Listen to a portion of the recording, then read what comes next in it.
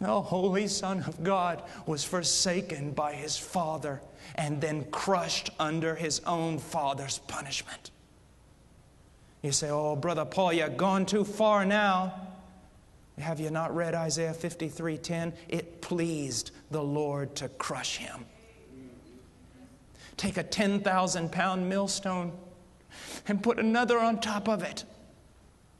Put a grain of wheat between them and see what you've got when it comes out on the other end. Take a dam 100,000 miles high and 100,000 miles wide and have it break in front of you.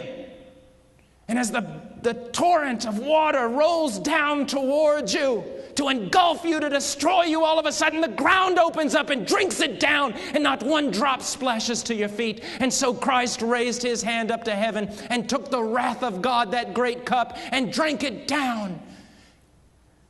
And when He cried out, "It is finished," He turned it over and not one drop came out. He drank the wrath of God and satisfied justice and appeased wrath, and therefore God can now be just and justify the sinner. This is what He's done. This is what He has done. The Puritans spoke a lot about repentance, not only from sin, but repentance from good works. You say, what do you mean? There is a real sense in which repentance is simply this: you give up from trying to justify yourself.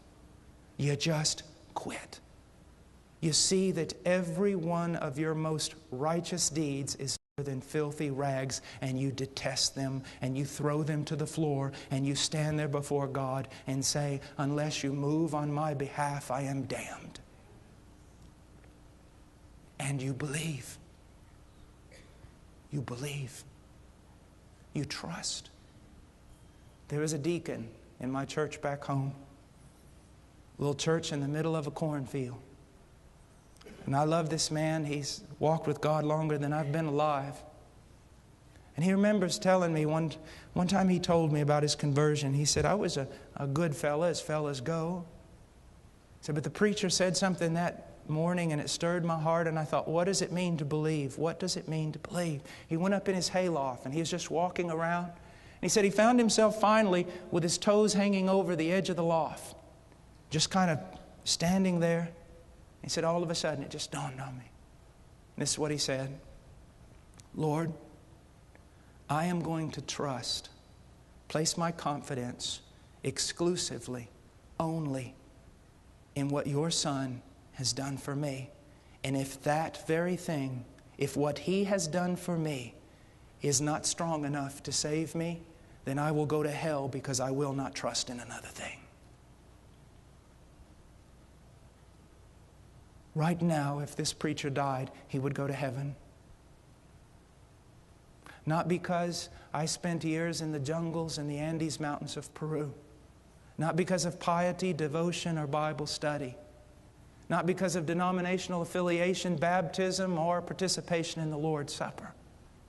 If I died right now, I would go to heaven because 2,000 years ago, the Son of God shed His blood for this wretched man. And that is my hope. And I expect that scarlet thread is strong enough to hold me when I swing out into eternity upon it. Please visit our website at heartcrymissionary.com.